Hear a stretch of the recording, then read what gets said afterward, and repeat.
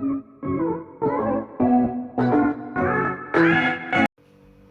Everyone, मैं doctor Richa आपके अपने चैनल ज्योग्राफी वंडर में आपका स्वागत करती हूँ।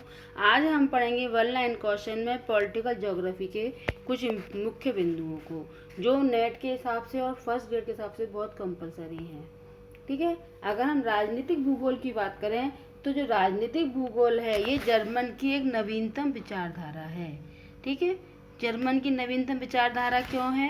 क्योंकि ये जो है जर्मनी से ही शुरू हुई थी, इसीलिए इसे बोलते हैं जर्मन की एक नवीनतम विचारधारा। और नवीनतम इसलिए बोलते हैं क्योंकि राजनीतिक भूगोल का विकास जो हुआ था वो 18वीं और 19वीं शताब्दी में हुआ था।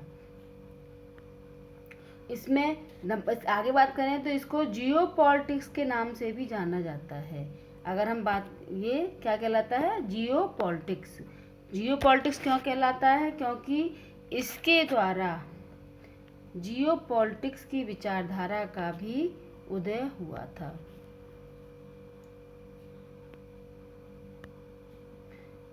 नेक्स्ट बात करते हैं, ये जर्मन विद्वान के अनुसार इसको भू राजनीतिक राज्य की भौगोलिक आत्मा है। अगर जर्मन विद्वानों द्वारा विचार करें तो उनके अनुसार भू राजनीति क्या है?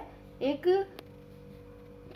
भौगोलिक आत्मा है, यानी हम राजनीति, भू राजनीति में क्या है? भौगोलिक आत्मा है। और रेडजेल ने जो है 1880 में राजनीतिक भूगोल की व्याख्या की थी और कहा था कि राज्य एक जीव संबंधी विचार दिया था। राज्य के लिए क्या विचार दिया था? एक जीव संबंधी।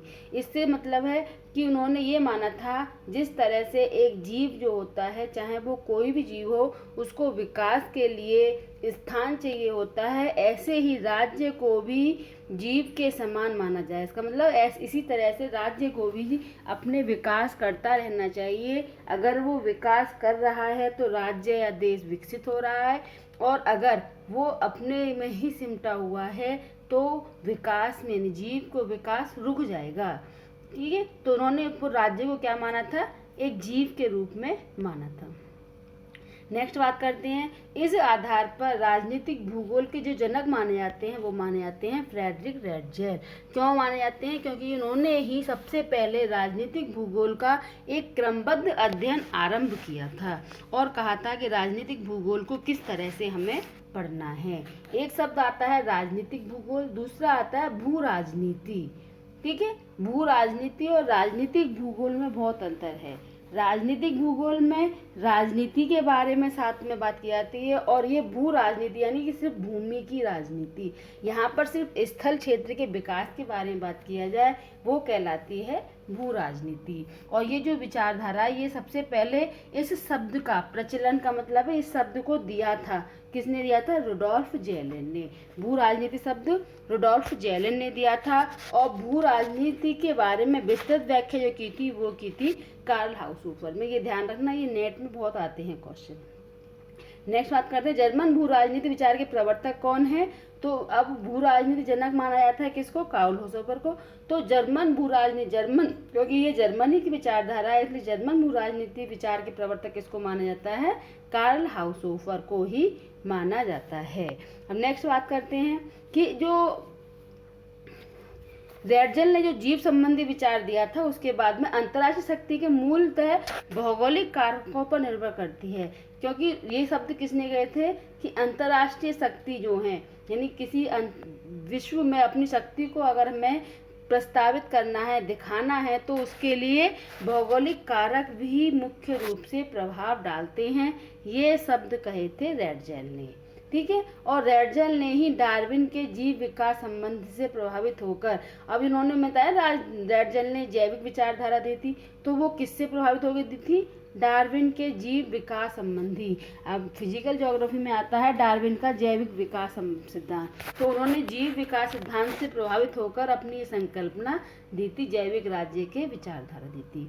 ठीक है, और इसीलिए उन्होंने कहा था राज्य एक जीव है जो स्थान के लिए अपने निरंतर संघर्ष करत रहता है। जिस तरह से मानव को भी अगर हम एक जीव मान लें तो वो उसे अपने रहने के लिए, अपना अस्तित्व बनाने के लिए संघर्ष करना पड़ता है, और वो अपने एक उसी तरह से राज्य को भी अपना अस्तित्व बनाए रखने के लिए संघर्ष करना पड़ता है। ठीक है, हाउसहोफर के अनुसार जो क्या है, जर्मनी हार्टलैंड के साथ मिलकर विश्व शक्ति बन गया। यानी हाउसहोफर ने क्या कहा था कि आगे चलकर जर्मनी हार्टलैंड, एक हार्टलैंड आया था जिसे हृदय क्षेत्र कहते हैं, उसके साथ मिलकर विश्व शक्ति बन सकता है। ये कहा था कि अगर हम किसी शक्तिशाली राज्य के साथ मिल जाते हैं तो वो एक विश्व शक्ति के रूप में उभर कर आते हैं। ये कथन में आते हैं, किसने क्या कहा, इसीलिए मैंने इस पॉइंट को जोड़ा है। ठीक है, नेक्स्ट बात करते हैं कि राजनीतिक भूगोल का जो वास्तविक स्वरूप है वो कब आया था। जैसे मैंने कहा कि ये आधुनिक विचारधारा है, तो ये जो स्वरूप आया था ये आया था लगभग 18वीं से 19वीं शताब्दी के उत्तरार्ध में। और मैंने जब बताया था कि रेडजल ने 1880 में राजनीतिक भूगोल की अच्छे से व्याख्या की थी, तो वो 18वीं 19वीं शताब्दी के बीच में आ गया। तो ध्यान रखना, सबसे पहले रेडजल ने 1880 में इस विचारधारा को दिया था। नेक्स्ट बात करते हैं कि विश्व शक्ति के अध्ययन से संबंधित सिद्धांत मैकेंडर के हृदय स्थल सिद्धांत है।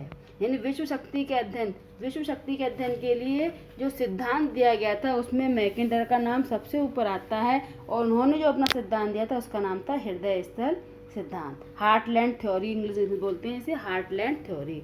और उन्होंने अपने विचार जो रखे थे उसमें एक पॉइंट या व्याख्या दी थी, या उसे कहेंगे इन्होंने एक परिभाषित शब्द दिया था कि हार्टलैंड पर किस तरह से शासन कर सकता है। तो उसमें कहा था कि जो पूर्वी यूरोप पर शासन करता है हार्टलैंड पर अधिकार रखता है।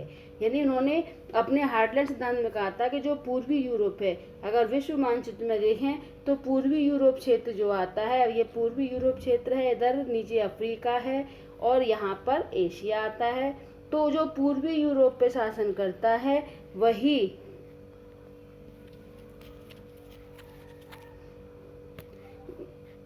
अधिकार करता है, हार्टलैंड पर अधिकार करता है। जो हार्टलैंड पर शासन करता है वो विश्वद्वीप पर अधिकार करता है। यानी जो हार्टलैंड पर शासन करेगा वही विश्वद्वीप पर शासन करेगा, और जो विश्वद्वीप शासन करता है वो विश्व पर भी अधिकार रखता है। ये उनका मुख्य मैकेंडर का हार्टलैंड सिद्धांत था।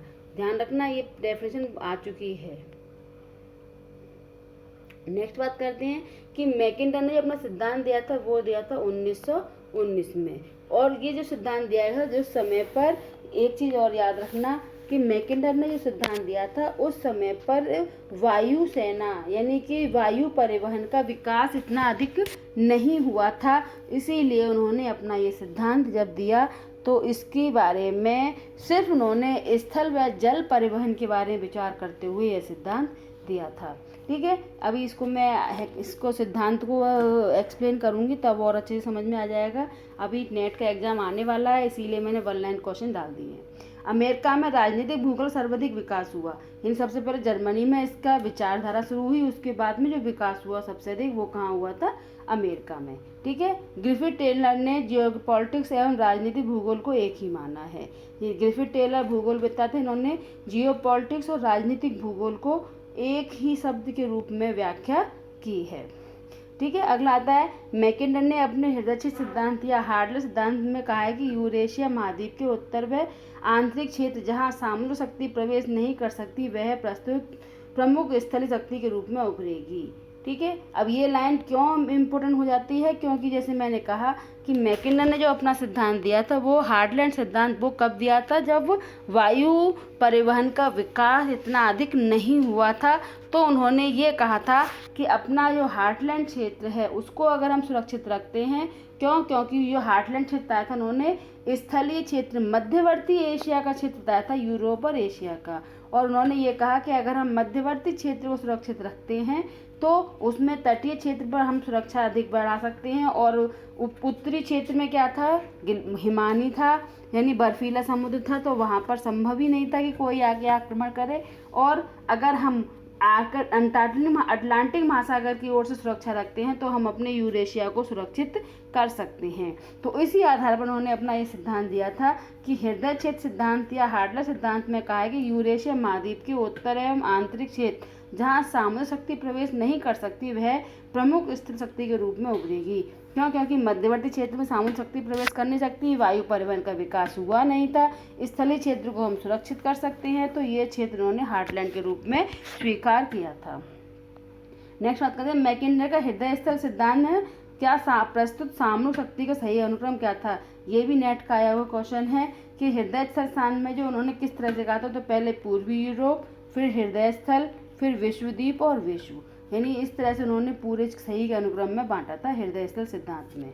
ठीक है, नेक्स्ट बात करते हैं मैकिंडर का धुरी क्षेत्र जो एक विशाल दुर्ग के समान सुरक्षित है, उससे पूर्वी यूरोप से होकर प्रवेश संभव है।